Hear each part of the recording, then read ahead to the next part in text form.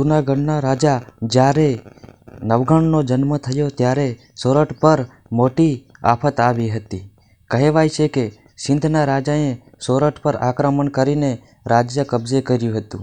નવઘણ ત્યારે નાનકડા હતા. રાજ્યના વફાદાર લોકોએ તેમને બસાવવા માટે ગુપ્ત રીતે એક આહિર પરિવારમાં રાખ્યો. નવઘણને પોતાના રાજવંશ વિશે સત્ય ઘણી વાર પછી ખબર પડી. બાળપણથી જ તેઓ તેજસ્વી અને શૂરવીર હતા. જ્યારે નવઘણ યુવાન બન્યા ત્યારે તેમને પોતાની વંશ પરંપરા અને ગુમાવેલું રાજ્ય યાદ આવ્યું. તેમણે સોરઠના વફાદાર સૈનિકો, આહીરો અને રાજપૂતોને એકમાત્ર કર્યા. નવઘણે નક્કી કર્યું કે સોરઠના રાજાને હરાવીને રાજ્ય પાછું લેવું છે. નવઘણ અને સિંધના રાજા વચ્ચે ભારે યુદ્ધ થયું. બંને તરફથી જોરદાર યુદ્ધ ચાલી રહ્યું હતું.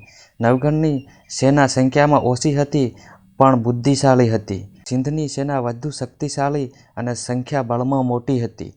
પરંતુ નવઘણની બહાદુરી તેમને વિજય અપાવ્યો. સિંધનો રાજા પરાજિત થયો અને સોરઠ પાછો ફર્યો.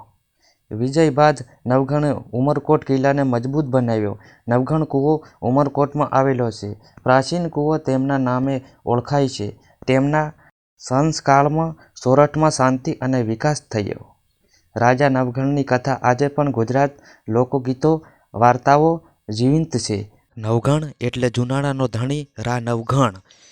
આવા નવા વિડીયો જોવા માટે અમારા પેજને ફોલો કરી લીજો અને યુટ્યુબની અંદર જોતા હોય તો ચેનલને સબસ્ક્રાઈબ કરી દેજો. વંદે માતરમ. જય માતાજી.